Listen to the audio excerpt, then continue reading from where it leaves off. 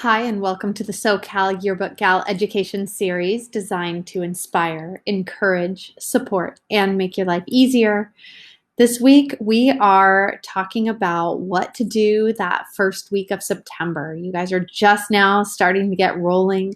A lot of schools are in session. Some aren't quite yet. They're going to be starting next week. But even just to get yourself a little bit prepared for the upcoming month, I have a couple of pointers for you just to make sure that we cover all of our bases. So we're going to be working off of the what to do when yearbook production plan that we have. And I will have a link for month 2 in this email for September. And really, it's broken up into several categories, and that is people and connections, organization planning, editorial photo, book and ad sales and promotion, and then staff development. And we'll kind of be talking a little bit about each of those categories in this video and then delving into some of those. And we'll be working on this throughout the month.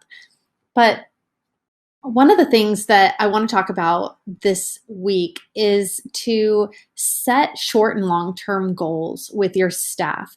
And the short-term goals might be like getting the photos taken of the football game, or maybe it's meeting that first deadline. And you set these little short-term goals so that when you get close to that deadline, you will be prepared. You'll have everything you need. Long-term goals, maybe what you'll want to do is take a look at your book from last year and critique it. If you haven't already, or if you want to, you can have it professionally critiqued through the Columbia Scholastic Press Association or through the National Scholastic Press Association. And you can do that. They do a really great job of analyzing your book, telling you what areas you can work on, and going from there. But if you're not quite ready for that, if you're not quite ready to put your book into that like award-winning category, then you can always critique your own book. And that's a really great first step. Start by critiquing your own book and talk about some of the things that you liked, some of the things that you want to work on. One thing that I'm noticing a lot of schools working on is the font size for your text. Now, remember that the purpose of your book is to tell the story of the year. And if you're telling the story of the year using pictures and text, that's fantastic. But sometimes text can take up way more space than necessary. I've seen some indexes that have like 12-point font. That's massive. And really, I mean, we look at the index, we're interested in knowing what pages we're on, but that's a lot of space. If you're using 12-point font, that's a lot of space that you're taking up. That's not really that interesting. And we can read itty bitty tiny font. So maybe your index needs to be at 9-point or something along those lines. Your captions, maybe you want to keep your captions a little bit smaller than they have been. So 8-point, 9-point for your captions. Maybe your copy is going to be 10-point, 11-point is getting pretty big. So it really depends on what font you use as well. So keep that in mind. If you like, say you have a book that you really love, oftentimes you're going to find what font size they used and what font they used in their colophon. So if you go to the back of the book, it's maybe the last page or a couple pages up, look at that, and sometimes you'll even find what colors they used. If you were just like obsessed with a book, look at the colophon and see what colors they used, see what fonts they used. Maybe there's more information in there that maybe you'd be really interested in borrowing. And remember that it's just the greatest form of flattery. It's not stealing.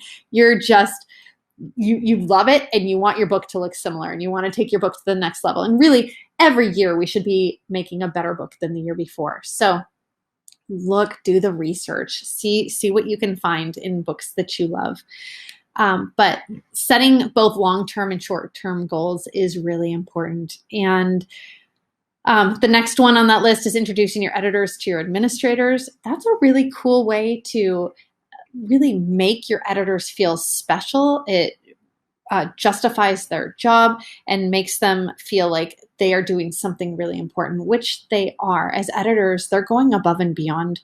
And it's good for your administration to know that these kids are representing the school and that they're working super hard. And maybe sometimes they're going to have to ask for some favors. So if you could introduce your editors to your admin early, that would be really cool. As far as organization and planning goes, set your advisor editorial deadlines. Keep in mind that and I know you know this. I know you know this because there's nothing worse than setting a deadline or having your publisher set a deadline. And we're like, I say, hey, your first deadline is December 13th. And you tell the kids December 13th, and the kids are like, we're not going to quite make it by December 13th.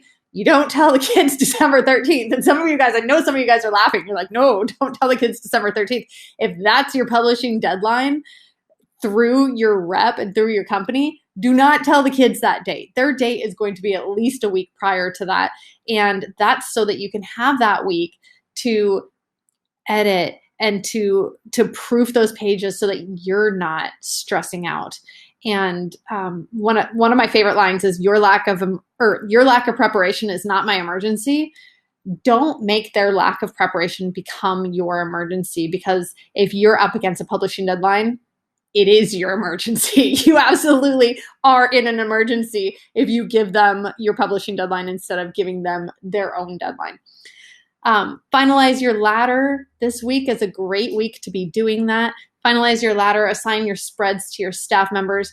It's going to be hard to finalize your ladder because we don't really know what's going on. We don't know how this year is going to pan out. But if you're doing it similar to how you've done it in the past, if you are doing a chronological book, and I still recommend doing that, especially this year, I recommend doing the chronological books. Chronological books are way easier to plan, and your ladder just really, your ladder is awesome because you're going from the beginning of the year to the end of the year. And if you have any gaps, you just fill them by pushing everything up. But sometimes you're not going to know yet if we're going to be having those dances or those games or anything, but we're just going to keep our fingers crossed and plan that ladder. Editorial and photo, create a style guide to help with consistency and tone. We talked about this in an earlier video about creating a staff manual. So definitely go back to that video. If you have the opportunity, go back to that video and look at creating a staff manual, because those kind of things are in there. Your fonts, your colors, all those kind of things. Those are elements that will be consistent, and you can just send students to the manual and you say, okay, well, look at your spread and then look at the manual. Do your fonts match what we expect in the manual? Do your colors match what we expect in the manual? And just have it really concise and have it available for your students. And then for book and ad sales and promotion, develop a marketing and promotion plan, print, digital, social, and events. Don't forget about social media. Kids are all over social media right now. So make sure that you are, that you have, TikTok, if you can, Instagram, there's a bunch of different sites that the kids are on. Make sure that you're there. Ask the kids. If you don't know, ask the kids where they spend their time. And then make sure that you're marketing to the kids. Don't forget to market to the parents as well, because who's purchasing your book? The parents. So think about your marketing and promotion plan. We will be talking about marketing and promotion quite a bit because there's a lot that you can do in order to increase your buy rates. This year, you're going to have way better buy rates than last year. I'm sure of it. So plan on that. Let's get those pre-orders in so that you're not under purchasing.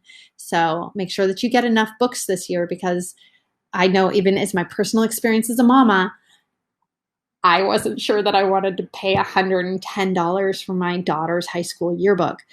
I did, and I'm so glad I did. But that's a little stressful when I'm like, my kid wasn't even in school the whole year. And so, why would I buy a yearbook? I did. I believe in the yearbooks. I'm also unique because I work in the yearbook industry, but I'd imagine that your yearbook sales are going to skyrocket this year. So let's count on that. Market those books, sell those books early so that you don't sell out too soon. And then staff development.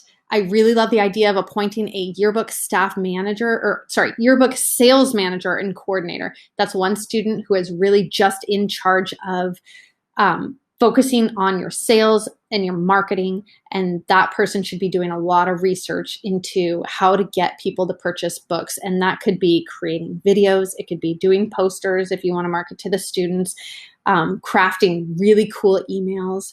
There's a lot that they can do, but have one person be in charge of that so that you can delegate that responsibility. Anyway, that was a lot. There's a lot to do this month. There's a lot to do this week. Don't let it overwhelm you. You got this. And if you need anything, reach out. I am here for you always. Thanks, and have a great week. Bye.